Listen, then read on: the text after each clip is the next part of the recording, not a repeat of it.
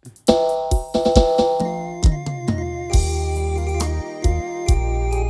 าให้ปิดวันโอ้ยได้ผู้สาวแล้วบัดทนรอพี่บ้างจะหาทางแวะไปให้เห็นใจ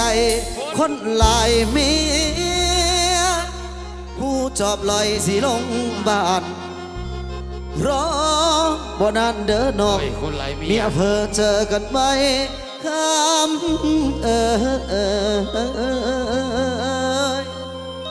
ำละถึงบ่เป็นเมียใหญ่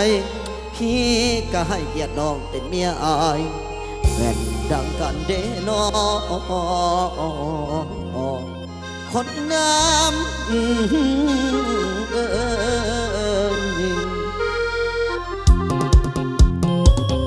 เอามาเด้อคันพ่อทีมงานน้องพูดนะกับมิแต่ขอมวนจากซี่ล่ะพี่น้องเนาะ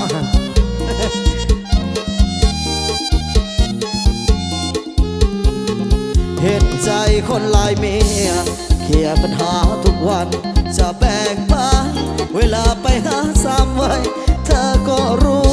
ว่าพี่รักเจ้าเพียงใดเฝ้าห่วงใจอยู่ทุกวันเวลาเรื่องภรรยาไม่ใช่กลัว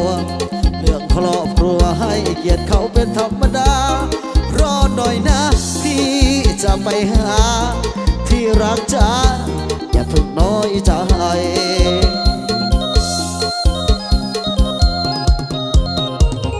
เป็นจังใดพี่ก็ยังมีเจ้าเป็นจังใดพี่ก็ยังมีเจ้าบ่เคยป่าเคยปล่อยอดใจคอยขอเวลาพี่บางทางน้องอย่าเอาไปแล้วเจ้าหูกันแค่สองคนหักกันบ้านนะโดนปล่อยเมียร้อยเรา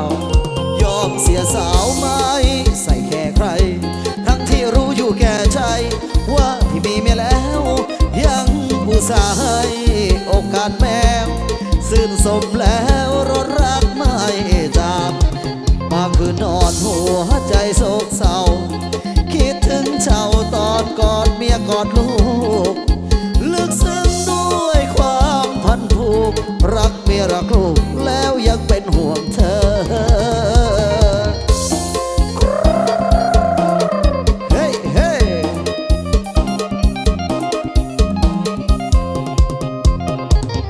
บางคืนเพ้อไปแล้วเราบางคืนเพ้อไปแล้วเราละเมื่อฉันจะเมียให้เพื่อทำบ่อาจห้ามใจพี่ให้เศร้าคิดหัวเฮาทำผิดแต่ว่าลืมบ่มีได้วันใดถ้าโอกาสมีพี่จะรีบไปทานใดจะไปกอดหอมน้องให้ชื่นใจตำแหน่งอะไรก็เมียพี่เหมือนกันความสัมพันธ์สองเราอย่ากลัวใครว่าชัวก็ช่างเขาชาวบ้านเพราะพี่หน่อยอย่าถือว่าทรมานยังต้องการตาหวานอย่าน้องอ้อยใจ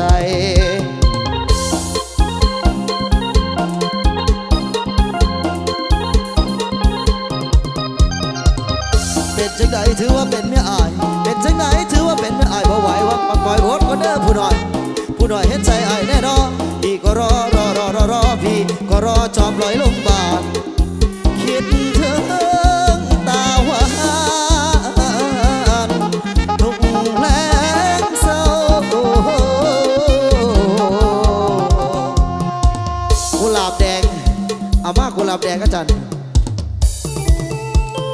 เอาจัดให้ตามคำขอ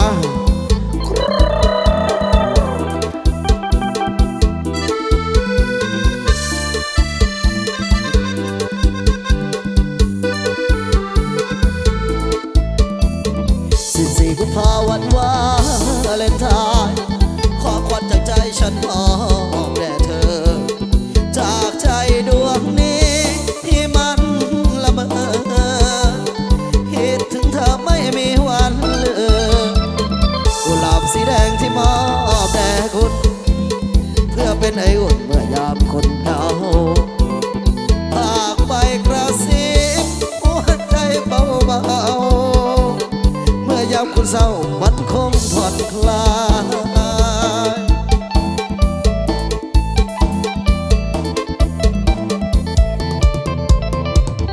ปลายวันที่14กุมภานางจับน้องจือใช้ก็ถือดอกใบละมาให้สิยังคิดบางครั้งเอาความคู่กันเคยเอาหัวโดนตัดฝากทิ้งโนนรากนางจับได้หรือว่าลืมน้ำนอสาธุเด้อคือพ่อว่านั้นแต่ใครหัวใจที่มอบแด่นางเหล่าสีแดงว่ารักวาเลนไทน์ดวงจิตของพี่สบายดวงจิตของพี่สบายคือเป็นประตายไหมฉันก็ยอมซ้อมบันไดสิบนและจ้องฉันบนฟ้ากระต่ายยังปรารถนากระต่ายยังปรารถนาวันไหนจันทราจะหล่นลงฝืนดินไม่สิ้นชีวิตขอคอยต่อไปแม้มันจะไม่ให้ซึ่งความหวังกุหลาบแดงเจ้าเอ๋ยขอเจ้าจงฟังวันไหนเขาช่างเจ้า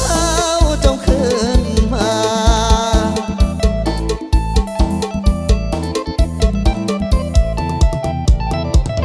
ขึ้นมาบ้านเฮือนสารมันเก่าเขาเป็นนะเจ้าขึ้นเจ้าอย่ารอให้ขึ้นพ่อคนทรงเดินทาง